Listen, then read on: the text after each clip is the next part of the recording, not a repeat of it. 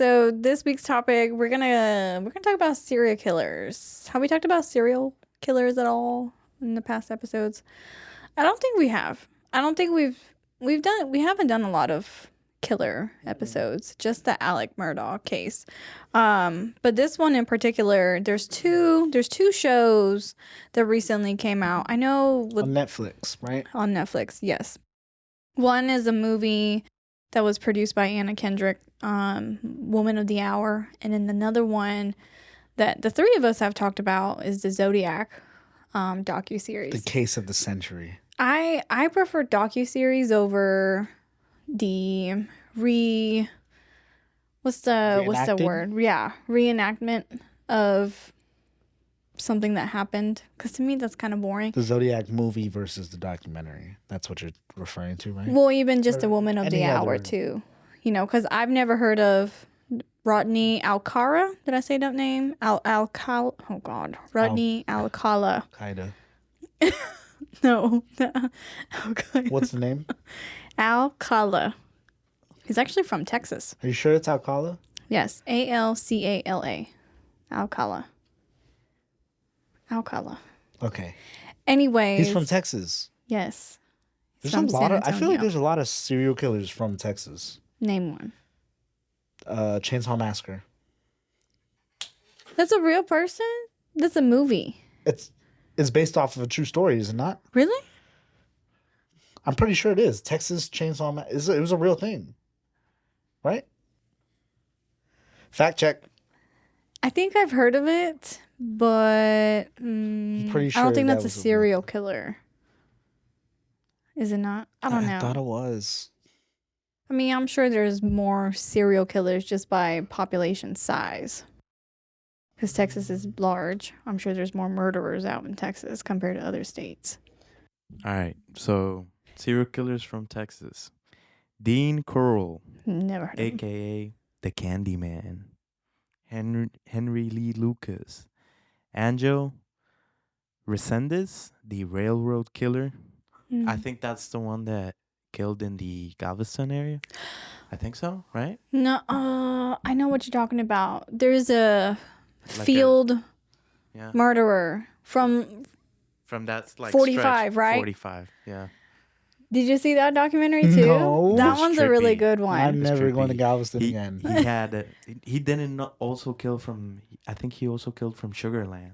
Mm-hmm. And from Friendswood. Oh my God, I've been there before. Yeah, I've been there too. Yeah. In the South Side. And then he would dump it in a specific field. Yeah. And there's also Carl Watts, the Sunday morning slasher. Who comes up with those cool names, dude? Probably ChatGPT. They just sit there and ChatGPT the names. Give me a name for. Well, even this guy has a nickname, right? His nickname is Dating Game Killer. And the reason why he has this nickname is because he's probably on a dating game. Right? Why are you just going to beat me to the punch? Yes, he appeared on a dating show back in the 70s. And he was already committing these horrible crimes prior to that. But he appeared on the dating show. And then we kind of talk about this off air too, is that there's some correlation with some of the serial killers is to their attention seekers, I feel like. To where they kind of plant these little seeds to get attention from the media. It's a little game for them. Right. Like it's like, hey, I'm out here doing all this crazy things. Try to catch me if you know that I'm the one that did it. Run as fast as you can. Kind of like the Zodiac too. Right? And you watch that show. Yeah, that was crazy. Yeah. What's the crazy? We'll kind of run us down who the Zodiac is. What did they do? His name was Alan. I thought it was Arthur. Was it not Arthur? Arthur Allen, right? Arthur Allen. Whatever. It doesn't really matter. He doesn't deserve He doesn't deserve This it. guy. This guy. Mm-hmm. This big, bulky, bald, guy. Arthur Allen. He was a school teacher, I think, at one point. He was kind of like one of those people that everybody thought, he was so gentle and soft-spoken and polite, blah, blah, blah. I saw that he was like a diving coach, right? Yeah, he was an like a national diver or something like that. He was very talented in his younger athletic days. And yeah, he was really talented. Like you wouldn't ever expect him, somebody like with his body type or his size, to be able to do the things that he did. But he was a very talented diver. And that was one of his hobbies was to dive. And he was kind of like this father figure to this family. It was just a single mother, and they had a lot of kids. I don't know about. I think they had 3 kids. 3 kids, and they always referred to him as Mr. Allen. And he was always this guy who, come and take him out in his little drop top convertible car and go out to these different beaches or lakes. And, later on, you actually realize that each one of these locations that he took the kids were also the locations of the murders of the Zodiac.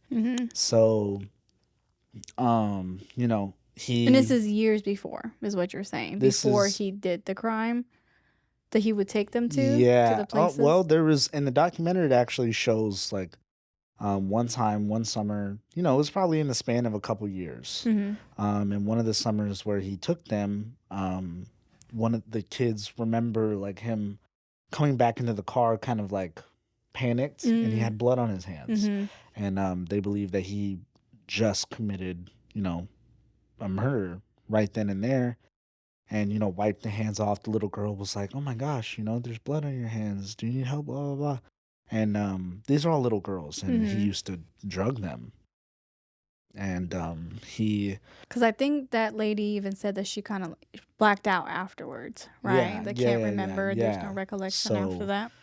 He would do these things, and he committed this murder. I think there was one where he went to this like little canyon, like far off, this ducked off area where a bunch of high school kids would go because they know it's dark and there's nobody really going through there, so they'll go there with their little date and do whatever they do as high school kids. And that was the first one. Walked up to the car, bright lights, probably thought it was a police officer, and shot them to death. And that was the first one. I think the second one was Blue Rock Springs. Was that the first one? That's the second one. The second one was Blue Rock Springs. Yeah, first one was Lake Herman. Yeah, Lake Road. Herman Road. Yeah, so same MO on the second one. Yeah. Yeah, same MO. It was the Blue Rock Springs. Was that also like on a road? Yeah. So victims were Darlene Ferrin, 22 years old, and Michael Magoo, 19 years old. While parked in a car, Darlene and Michael were approached by a man who opened fire on them. Michael survived with gunshot wounds, but Darlene died at the hospital. Shortly after the attack, a man claiming to be the Zodiac called the police, admitting to the crime and then linking it to the Lake Herman Road murders. So pause for a second, because y'all both told me about the movie to watch with Jake Gyllenhaal and Robert Downey Jr. Yes. There was at the very beginning when it was the late night one. I don't know if that's the first one or not, where he killed. The opening scene of that movie is that it plays a 911 call. Do you think that's the real actual recording? Probably not. You don't think so? No, because they wouldn't, if that was the case, then they would, it'd be like kind of like a docuseries. Because I always thought, because it kind of sounded real. Like maybe they used a real 911 recording. No, I don't think so. And to my understanding, I think the first one that he committed, they died. They were dead. They died on the scene. Right. The second one, I think the guy like survived a little bit and tried to climb to the back, and then I think he finished him off, didn't he? Like he was like outside the car or something. No. In the second one, he survived. He had gunshot wounds and he survived. Darlene also didn't die in the spot. She died later on in the hospital. Was the one that survived the one that went on the news and kind of said, like, this guy, he had this suit? Was that the one that was in that overlooking the lake and found the No, no, couple? no. That's the third one. That's the Right. Lake Beressa attack, That where guy he survived. where he tied them up, right? Yeah, He approached them. the guy survived in Yeah. that one. Like, Yeah. he actually survived. I think the second one, they both died. Yeah, Brian survived. Second one, the guy survived. Third one, only the guy survived. And then he left a message on Brian's car detailing the crime, and that's where the Zodiac symbol came from. Mhm. From Yeah. that little note. Yeah. The symbol. we're gonna put it on screen right now. Yeah. When did he start sending the letters to the? I think after the second murder. After the second one, I think he was like, I was responsible. Mm-hmm. With codes, and right? he didn't have. Yeah. He didn't include after his the second name. one. Yeah, he didn't include his like Zodiac until the third. He was like, "This is the Zodiac speaking." Mhm. That's when he first referred to himself as Zodiac. He put the symbol on the car, and he continued writing letters. After the third one, I think the fourth one was the taxi driver. Fourth one, yeah. Taxi- Polstein murder. Yeah, and that's Polstein 29, a cab Mhm. driver. and he sent in more letters, and he was like, but after the second one, when he sent in the second letter, he was like, "This is how you know it'll be me." I don't know if it was the second or the third, but he ended up sending another letter and was like, "This is how you know that I was the one responsible for these crimes." Mm-hmm. And he said, "Here, I will list a few details. Only I and the police would know." And he gave like time, date, like location, stuff like that, where the bodies were laying, stuff like that. What they were wearing, I think, was one of the actual ones. Mm-hmm. What they were wearing at the time of the murder. And then he, continued writing letters and creating these little codes, ciphers, and he would mail them in. And at this point, when they're, the whole, what's it called, the publishing agency or whatever it's called, the newspaper place, they were going crazy.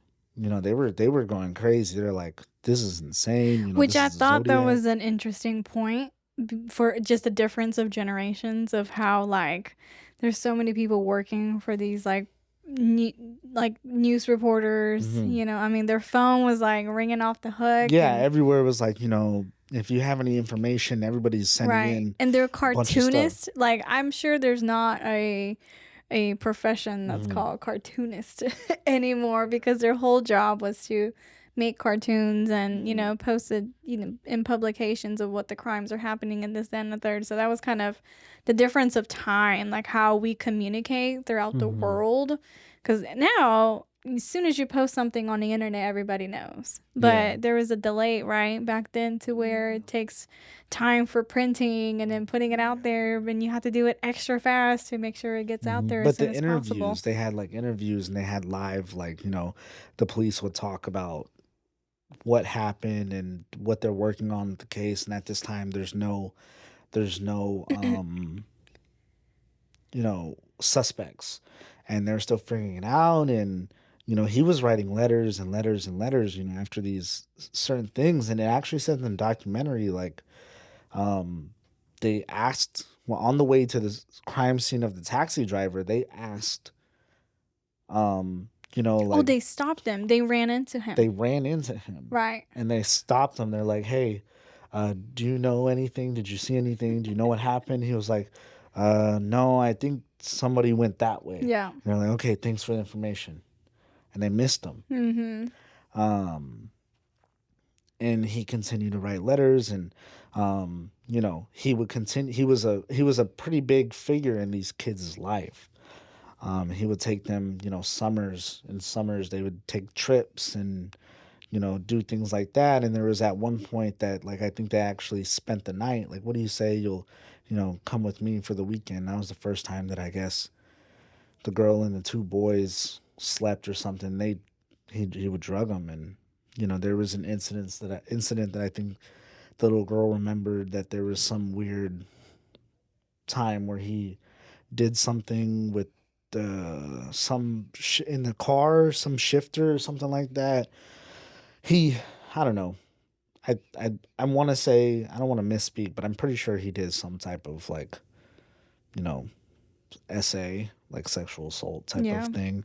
Um, I'll just leave it at that. And she like vaguely remembers that. Didn't really think much of it, I think, at the time. And yeah, he continued writing letters. And at one point, with the questioning and this and that, actually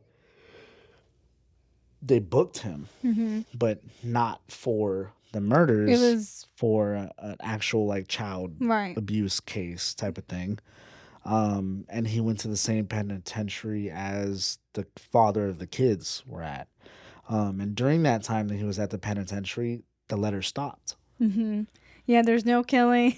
Nothing happened. You know, it's so funny. And I've watched a different documentary. It's the same. It was a serial killer. I think there's a nickname too.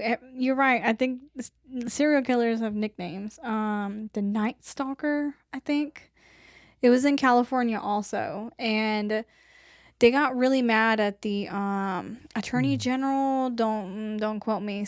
They got really mad because they were trying to investigate and try to put the pieces together of all the occurrences that was happening in California to try to make this one person like, okay, it has to link to this one person because there's similar ways, when serial killers commit these crimes, like they may leave, I don't know, like a marking or whatever, like to symbolizes, sometimes they'll put them in the pose, the dead people and stuff like that. Well, anywho, they got really mad because they released the information to the public about what was happening in their investigation. And they didn't want the public to know yet, because if the actual killer knows that, oh, they're trying to figure it out, that it's me, they're going to stop using that method to kill somebody or whatever. So releasing it to the public messed up the whole investigation for catching that guy for a little bit. So, and like they even went as far as like, the letters, the Zodiac would spell things incorrectly. And later on in the documentary, the mother of those kids, and keep in mind, even after, like, oh my gosh, like he went to jail for this, the kids would be like, like, hey, like he went to jail for that. And the mom would deny it. Like nothing happened. Like, no, he wouldn't do that. No. Even though, like, she knew. You find out later in the documentary, she knew. He was really? there. He was writing to her oh, throughout all the years. She has all the letters in a box. And she's like, hey, hopefully this will explain a little bit more. Don't open this until I die. really? Yes. That's kind of interesting. And they went in and they would, the Z's, he marked one. He would mark something. I think he mailed something to the police or something that had this little squiggly Z on it. And on the letters to the mom, it showed like that same Z where he marked it in the bottom, like left of the paper or something like that. And how do you not say that though? Huh? What's the purpose of keeping that information? She loved him. There was like one point in the documentary where I guess he came over and he went with the mom into the room and, just for the night and didn't leave till like the morning or something like that. But you're a murderer. And you have this information. The whole life. Does she know that though? Or was she so fascinated? It's the same thing with that one serial killer case where that person even wrote letters to them. Who's that? Like Ted Bundy. That's the one, right? Yeah. Where they had that crazy. People knew afterwards, right? But she was there through the whole trial. She was like, "No, he's innocent." So it's the same thing. It's manipulation, right? He clearly, if he could sit there and manipulate every other person, thinking, "Oh, he's just this gentle giant," and really he's out here committing murders to young children and mainly focusing on the women. Like he would, like for instance, that one where he tied him up on this like. This lake, I think it was one of the lakes. He spent more time on the girl. and the girl ended up dying. The guy actually survived. Hmm. Like in the hospital, did interviews. Like, you know, this Do you think guy's that out was on there. purpose? Probably. Why would it not be? Yeah. Because if I you're going to mean, kill, you want to make sure they're dead, right? yeah, unless I don't know. I don't know. I guess it just depends with timing and stuff. You know, maybe you wanted to get out of there quick and thought that they would bleed out eventually, but they ended up not. You know, who knows? But it's very, very specific. All the equipment that you have. You know, the cut rope, specific cut pieces of rope. It was like the same length every single time. I Yeah, think it's what it's it mentioned. Very OCD. Yeah. yeah. You want to go through the letters, all of them, the ones sent to police, No, and no, not all of them. all right. There's- We'll put it on the screen as a little graphic. Yeah, there's not very many. Maybe put the one with the Z or something like that. But he, you know, he refers to himself as the Zodiac, unlike the second or third letter, something like that. And you know, the letter stopped after he went to the penitentiary, and that reporter, like literally, was like he ended up getting out and working for this hardware store. And this little newspaper guy, he wasn't even a reporter, I think, or maybe he was, but he would pull across the street and just watch him hanging up lights and this and that. And he looks over for a second, he looks back, and he disappears. And he ends up pulling Alan. He ends up pulling around the corner and pulls up and just looks at him. And the reporter says in the documentary, like, I've never seen that much hatred and darkness in a man before until that moment. And yeah, like no evidence is really found, and you know, the only pictures of you know the only picture of what he was wearing on that lake was of what the guy said. You know, he had this symbol on him, which was that symbol that he was leaving, and he had this like weird mask thing. It almost looked like those people that used to like behead people back in like the medieval days. You know, they have like that whole piece of armor. And in the documentary, it also goes over those kids, the three kids that he always used to take out. You know, they're old now, Yeah. very, very old. And the oldest one is the one that's like, hey, we need to come forth and do this, and put it out there. What we know, maybe it'll help. And that's why they made the documentary. And after some time, they made a movie about the Zodiac. And after watching the movie, they all kind of like it switched in their mind. It's like, oh my God, like maybe I can see it now. Like I can see it. Maybe he is. Oh, so even the kids didn't believe The kids, the kids were like, there's no way.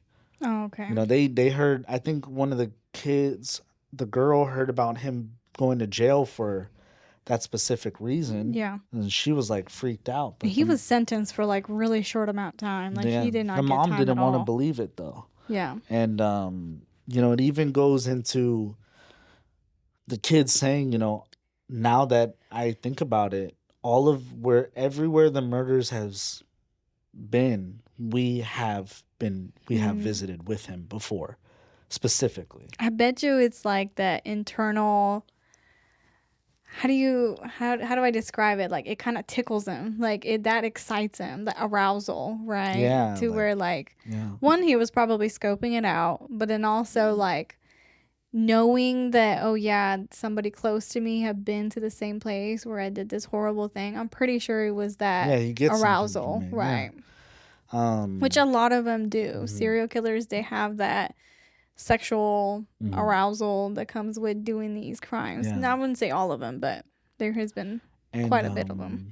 They kind of like remember these places and these things and blacking out, and they start connecting the pieces, and that basically they come out and they're saying all these things, and he always kept in contact with the daughter, like, hey, I haven't talked to you in a while, trying to be like he wants to talk to you, and the mom. And So talk about that. Did he ever get arrested for these crimes? No, he never got arrested for the murders. So No. what's happening now? And to this day, after, everybody, I think after a certain point, they were like, they think it's Allen. They think it's Mr. Allen that's doing these things. And he gets interviewed. Oh. And somebody, okay, so in one of the letters, and then one of the very last letters, he was like, you need to post this by a certain time or something like that. And he says, if not, he had a plan to have like a bomb or stop a school bus and pick the little kiddies off one by one as they're bouncing out. Very specific, like graphic, like I'm gonna do this. And there was somebody that he was hanging out with, and it was his brother or his friend. And he ended up saying something about picking the kiddos off one by one. And that guy that heard that was like, I don't know, maybe I shouldn't be hanging around this guy. I don't want to hang around this guy anymore. He never seen him after that. But he called into the police. And he was one of the first people to say, like I have this information. I just heard this from him. It's the same exact way that he said it in one of the letters. And that's why they started investigating him. And he also went to jail for a little bit, or got arrested because of that incident. And he, like, I think the police officer came to his door, and he ended up like punching him or something like that. Or he said that he ended up punching a police officer because he disrespected something about his home, something like that, right? That's what he told the family. But what he actually got arrested for was the child abuse of something. I forgot how he got booked for that, but that's how, that's why he told a lie to the family. And when the youngest daughter received a phone call, they were trying to figure out, hey, do you have any recollection of him doing, this? And they told her, and that's how she knew. They tried to tell the mom. The mom didn't know, or didn't want to know, I guess. And so that's how he initially came into the suspect view. And, everybody's thinking like, oh, he was the one. Is he the Zodiac? Is he the Zodiac?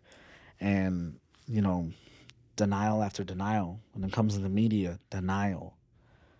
And, I think a reporter ended up like coming and trying to interview him.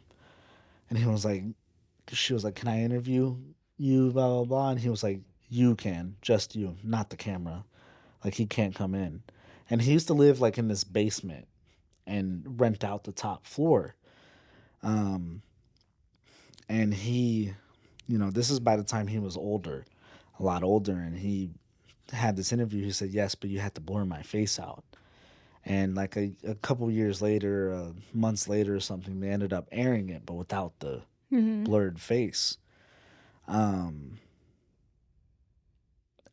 they whenever they were doing the investigations on him and stuff, they ended up finding some like pipe bombs, a handful of little 22s and some firearms, but like legit pipe bombs in a bag like under his house. And he said like, oh, it was my friend. He asked me to store something under my house, and he never asked what it was. So there's like all these things that's like, okay, these kids are saying that they visited every one of these places. And another thing too is they used to, since he was a diver, they used to hand make these diving scuba like hats or masks, whatever you want to call them. And in the documentary, it also says like these were awfully close. They looked almost exactly like the ones that they used to make for Mr. Allen. The one that he committed that murder off of the lake, where he was wearing the full gear and the logo, like he was some sort of freaking villain or something. They say like it was awfully close to the ones that they used to make for him. And all these different things. And as they get older and older, that oldest son, he's like, guys, like, you have to see this. And the daughter and the middle one didn't want to think like, no, it wouldn't be Mr. Allen. And the oldest one was like, no, like, I remember like these things. And, they finally, after the movie came out, and the oldest one and the middle one saw it. And I think the youngest one ended up seeing it too. They were like, okay, we need to come together and try to piece as much of it as we can.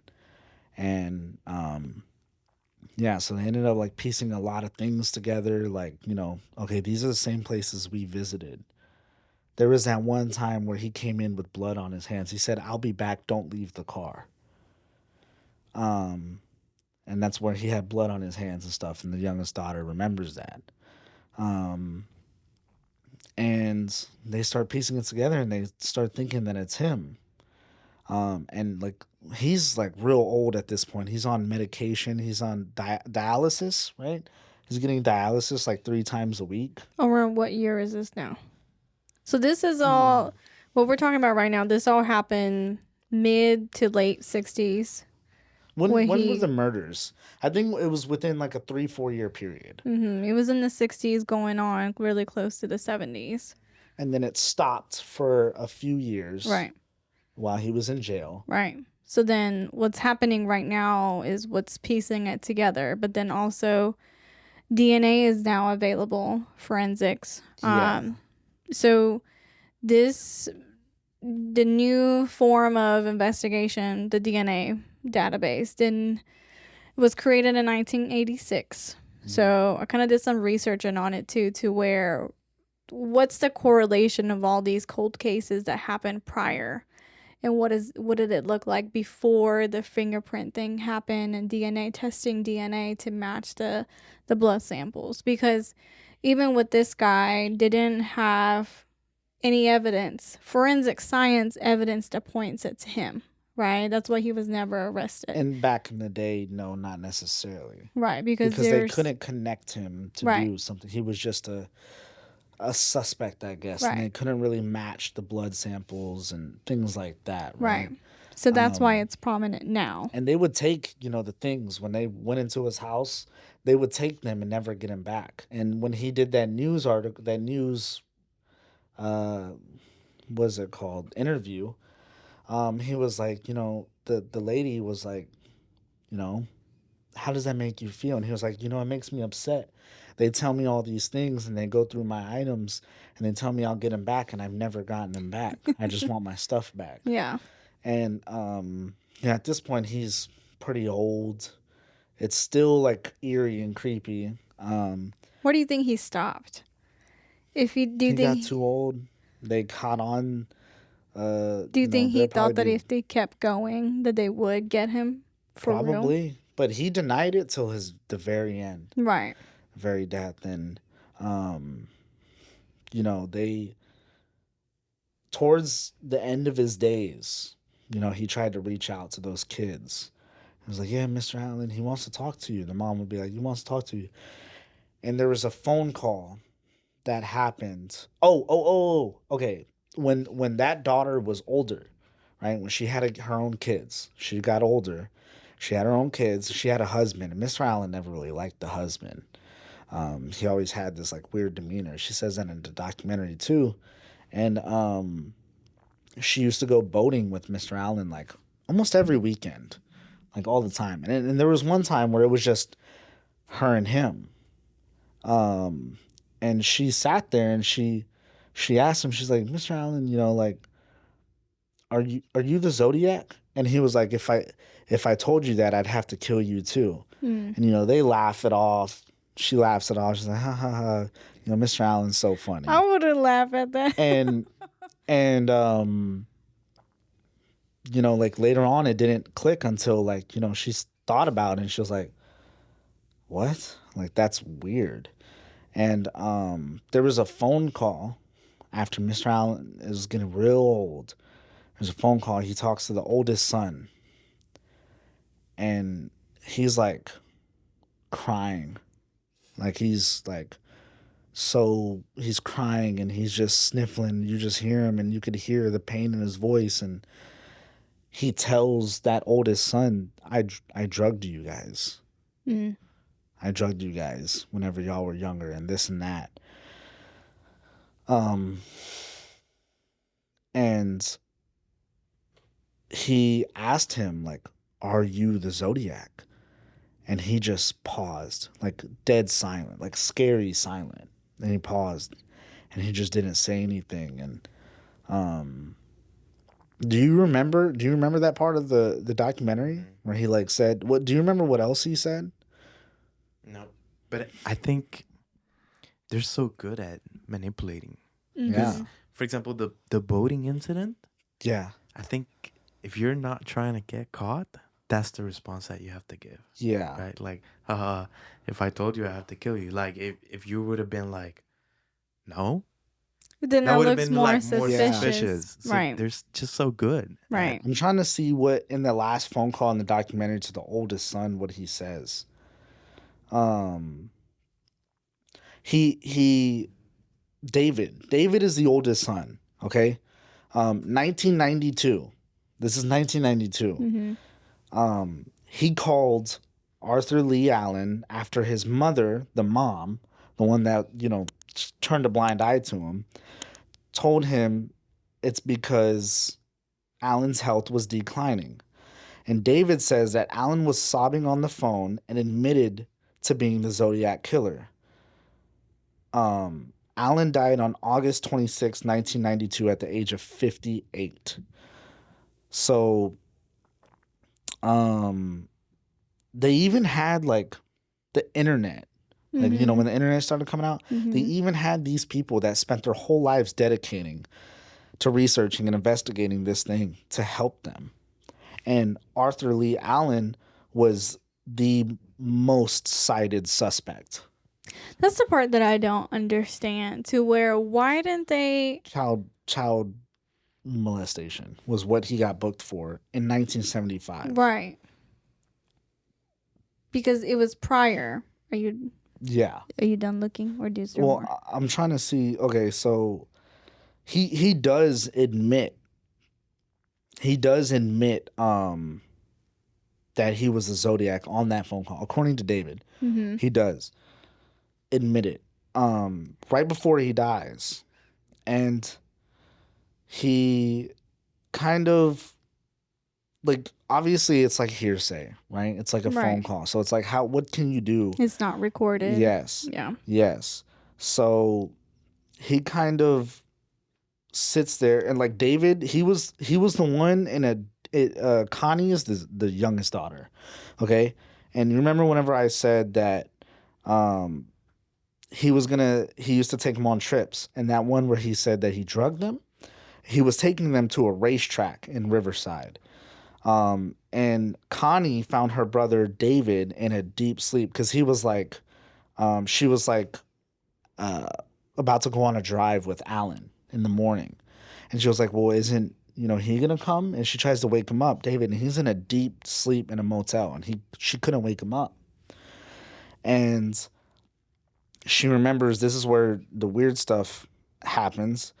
She remembers going out for a drive with Alan, during which he puts his hand down her pedal pushers. And I don't know what a pedal pusher is, but yeah, I don't know. And so that was the incident where he did some weird stuff to her. And then she recalls getting back to the motel and drinking some juice and then falling into a deep sleep and not being able to remember anything except Alan leading them to the car. And on October 30th, that's the day that she found him in a deep sleep, right? So then he led them to the car on October 31st. And October 30th, 1966, a woman named Sherry Jo Bates was found dead, and the Seawaters believed that Allen was the one behind it, though the case has never been solved. So he used to take him on these trips, I think, to kind of cover his tracks. Oh no, I wasn't doing anything. I was with these kids, right? Y'all can vouch for me. Yeah. So he would cover it up by doing these things. Yeah. And he spent 3 years in prison, and then he served 5 years on felony probation until 1982. So by that time, he was, on probation and things like that. And right here it says that, Connie says she now believes that Alan hinted that he was a Zodiac killer. Whenever she remained in touch with him and even introduced him to her son. And she recalls that sailing incident with Alan was in 1991. And she asked him if he was a Zodiac killer, and he said if he told her, then he'd have to kill her. But, Connie says she thought it was a big joke. And in 1992, that's whenever David got that direct answer. And, he said that he confessed that he drugged them as kids and he molested the sister Connie. He told David that. Right. And when he asked Alan if he was a Zodiac killer, he says that Alan admitted that he was. And he died at 1992 at the age of 58. So from 1992, David called, and then 1992, he also died. So let's move off from that for a little bit. So the part that I want to focus on by talking about the Zodiac, and then, like I said at the beginning, when I mentioned about the Rodney Alcala, is the serial killer's mind of, like I said, the attention seeking, right? Yeah, like and the then, nicknames, the letters. right? The narcissism, and we can talk about Ted Bundy too. Like he was arrested at one point and was let go, and he still continued to, do these crimes. I thought you were showing something. So it's just interesting, and this all happened within the same time frame too. The 70s, the 80s, before things were available for people. But I didn't know he was alive all the way up until the 90s. So I just don't know why didn't they test the DNA when he was still alive? Like, why couldn't they have done that and then just be done with it? Why did it have to wait for those kids to finally say something to reinvestigate again, At that point, they still couldn't connect him to the murders. Mm-hmm. With the blood, if it's a gun, it's there's, like, what are they supposed to do? Mm-hmm. He could get rid of that gun and get a new one. What can you do? Yeah. It's not like how it is now where... Do you know if they ever recovered a murder weapon? No, not necessarily, or else they would have convicted him. But what they did have was, I think it was like one of Connie's sons or something like that. Probably mid-30s, was out with Alan, I guess, or 20s, something like that, was out with Alan on a drive and the tire went flat. Because that son was fascinated with his car. He had a lot of, cars or whatever, and he was fascinated with his car. And when the son popped the trunk to help change the tire, he saw some big knife, right? And he asked him, he was like, hey, Mr. Allen, what's up with this knife back here? Mr. Allen gave him the knife. He was like, oh, you can have that, something like that. And in the end of the docuseries, they have the knife that he gave him, and they have the letters of the parents of Connie, David, and the other son in a box. They not in the same box. The knife the son, that guy had, and then the letters they found in a shed with a bunch of old stuff. And she said, don't open that box until I die.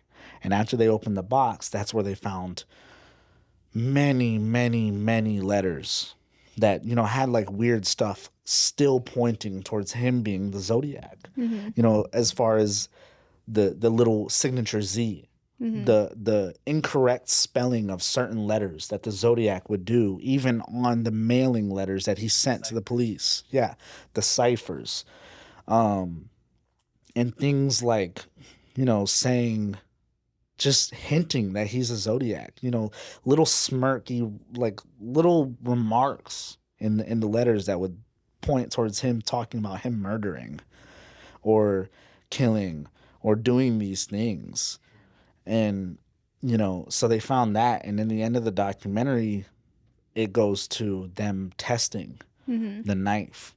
And they're like, okay, it's like some sulfate, something like that.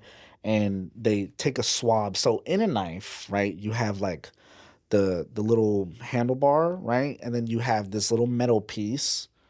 And then you have, it's kind of like a 3-piece thing. And then you have the blade. So the blade goes down, and underneath this edge, there's like a little insert. And typically the insert goes into the like on a sword, like on a sword or something, and they have that little plate. Okay, it goes into that plate and into the wood, right? And they test the part that's in the bottom because blood drips down. If anything gets on it, it drips down. And they test it, and they're like, okay, if this turns a teal color, that would confirm that it's blood. And they tested it, and it turned teal. So now, with all the different technology that we have now, they're waiting test results for. So the documentary didn't finish out with what the test result was? No, and the oldest son, David, he died. He passed away. Like shortly after they finished recording some of the episodes for the documentary. Wow. Shortly after, and he got it off of his chest, and they're waiting test results to see if they could find a partial match or a full match. If they find a partial, they can still distinguish whether or not and rebuild the DNA, I guess, to match. And if they have a full, then, I mean, it's full. Do you think if these technology existed back then, would these people still commit these crimes? Would they have still done it? They would probably still do it, but they wouldn't try to get away with it like how they did. Because you think about it, I mean, people still commit mass murders. Yeah. There's still people that commit many killings. But this is different, though. I feel like this is a form of a game to them. Yeah. It's different than, like, the Georgia shooting that we've talked about. He's not covering his tracks. He's not trying to create an alibi. He's not reaching out to the media to be like, oh, yeah, I'm the one that did it. But even then, like, it's the spur of the moment. We talked about the passion crime too, right? To where something happened and it triggers you to do something without having the prior motive to do this act. But maybe back then, so I pulled on a piece of paper. I don't know if y'all can see this. There's a graph, right? I pulled it from, what did I put? Cold Case, projectcoldcase.org or something like that. So I pulled statistics on how many cold cases are there from the year 1965 all the way to 2022. Do you see this? You see how 1965, so this top one, I'm showing it to the people too, and we can post it here too. On the top is like the number of homicides, and then you see these little edges. Those are the number of clearance, so that basically got solved. So the rest are unsolved. 1980, there's a peak. 1990, 1995, there's also a peak. But the number of unsolved, actually, I thought it was going to be the opposite, to where there's going to be more unsolved cases in the earlier days, like the 70s, 60s. But it's really not. The crime goes down around late 90s all the way to 2010, and it rises again in the late 2000s. But I thought it was interesting that even with the technology, like you said, people still commit crimes, that it's not going to stop them. And there are still hundreds and thousands of cold cases out there that's never been solved. But with more technology, more understanding, right? With more technology comes more information. With more information comes more understanding. With more understanding comes smarter people. I feel like you just took me in the loop. In the sense that back then, how it is now is people are smarter. People aren't like how they used to be, right? And in this instance, he got away with it. But just because, the statistics show that doesn't mean that it doesn't have to do with cases that were solved later on, And back then, I'm sure crime wasn't as gruesome and it wasn't as graphic, right? There's probably... Well, I don't know about that. How can you verify if there's more crime back then versus now? It may be not known too. Like, it may not have been reported as much as it is now. Certain cases. Just probably. Like, okay, so even this Rodney guy, we didn't really go on to what he did, but he was also a serial killer. Like I said, he appeared on the dating show, I think again, it's like a manipulation thing. Like, oh, look at me, I already did these crimes, but I can still be on a dating show and put on this act. But people claim that he may have killed hundreds of murders, but were only convicted of one in particular. There was a 12-year-old girl that he committed crime, but then using that case, they were able to point to some other ones. I believe like 5 to 8 more ones, so they can pin it to him for sure. But if that's the case, what's stopping them from saying the Zodiac committed more murders and they just didn't? That's what I'm saying. So it's like there might be so many more out there that even the authorities don't know about, that they just mark him as such Jane Doe, and just call it a day and move on. So it could be a skew of reporting too. Maybe just not enough that got reported back then. Yeah. Or didn't even uncover all these missing people. These aren't counting the missing people either. And think about it. There's so many more cameras and securities and things like that nowadays.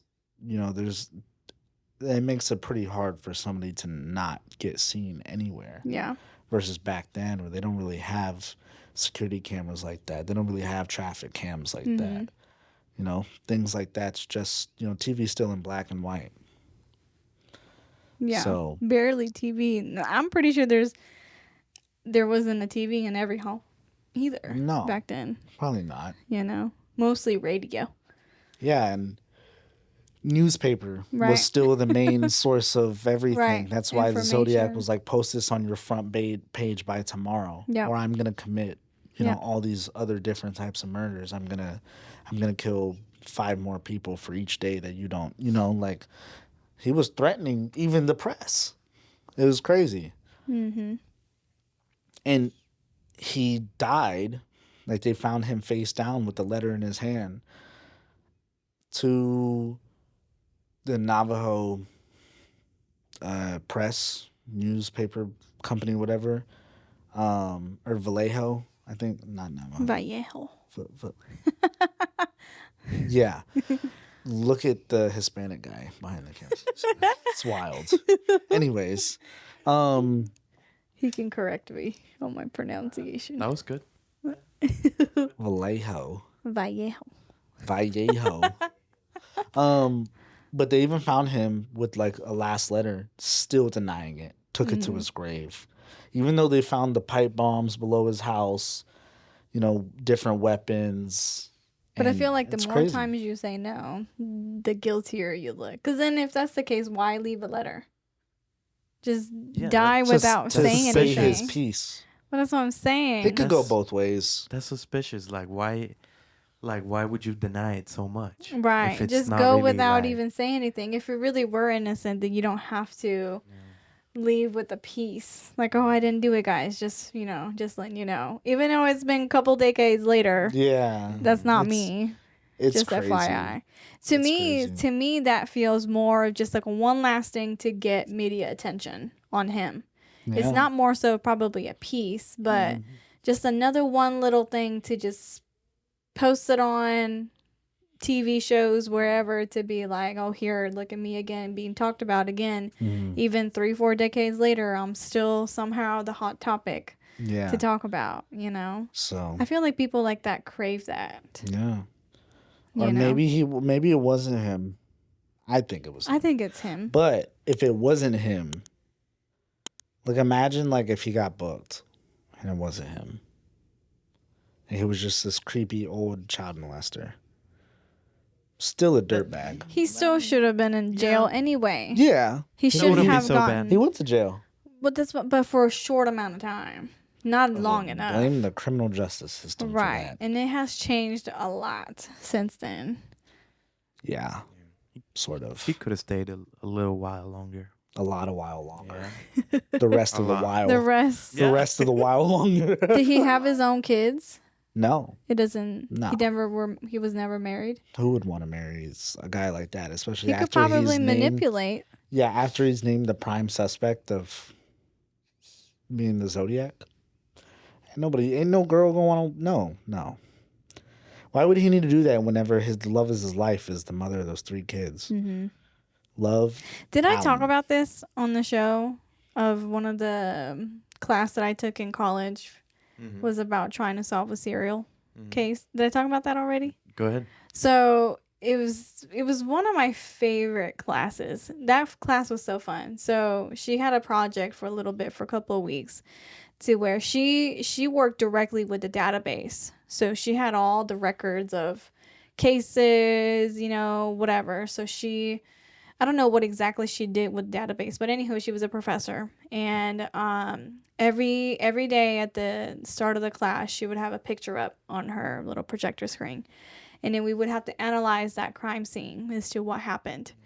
Okay. And then every time, because in college you only have that 2 or 3 times a week, so every class that we would go to her, she would put up a different image, like, okay, and analyze this, and we'll talk about it in groups. Okay, analyze this, and we'll talk about it in groups or whatever. And at the very end, she was like, okay, were all those pictures that I've shown the past few classes or whatever, are they related or not related? Are they individual crime, or were they all linked to one person? It was linked to one person. He was a serial killer. But one, like, very first one was very different from the rest, to where that guy, whoever that did it, I don't know who it is now, was a serial killer, and he started to do his killings in private at first, like in a home or whatever, to see if he was able to get away with it. And the more he got away with it, the little things that he would change. So he started killing in the open area and then leave the bodies out there, but then leave certain poses. So then the more he got used to it, the more he got good at it, he would do certain things, and he would take certain things as, like I said, as a remembrance, right? I forgot there's a word for it. A trophy. Yeah. Trophy. Yeah. And so they recovered it all at the very end, and they were able to link to him. But he would just have these certain quirks of different things that he would do to make to say that, oh yeah, he did it. But the very first one stood out to me because you can tell he was scared. Like, okay, is this gonna work? And he would target women. How can you tell that he was scared? Because, like I said, it was in private, but then the more he got used to it, he would just kill out in the open.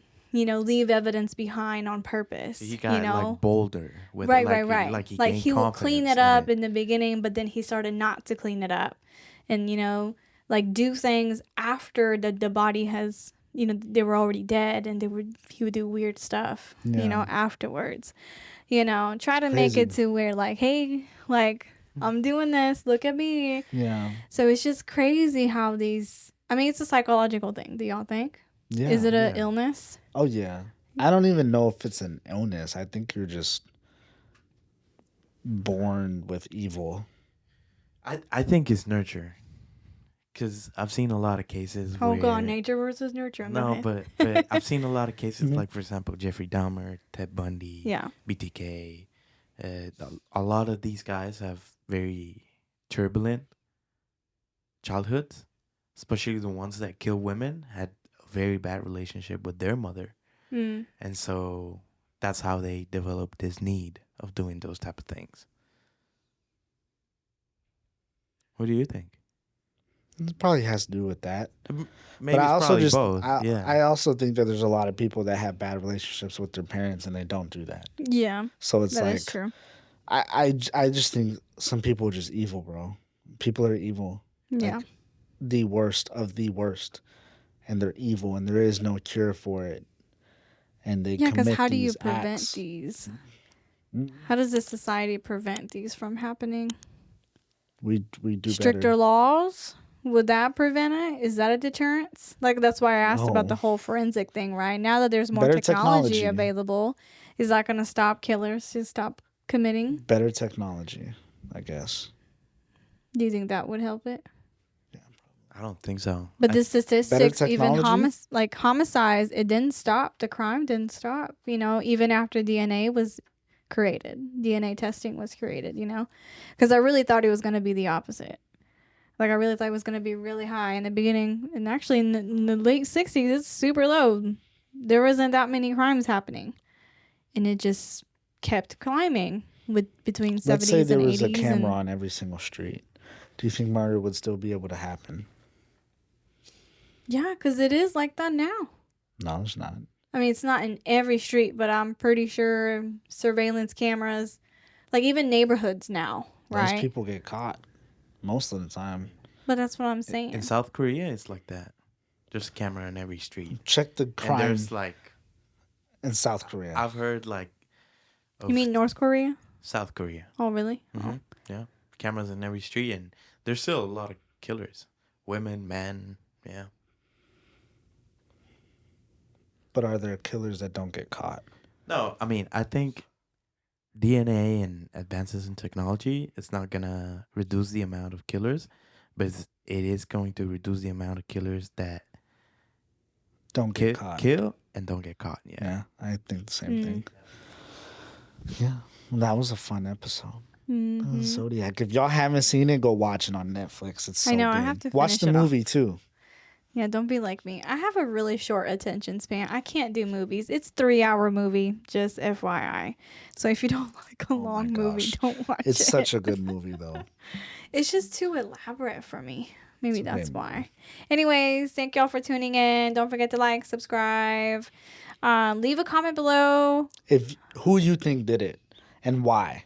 Next time, I really want Haley to come on again so we can talk about some of these famous cases and see what she thinks about it.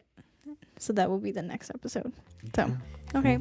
Bye, guys. Thank you for watching another episode of Legal Lounge. If you enjoyed this episode, you can always give our office a call to schedule your free 30-minute consultation with one of our team members. Check the description below and give us a call today.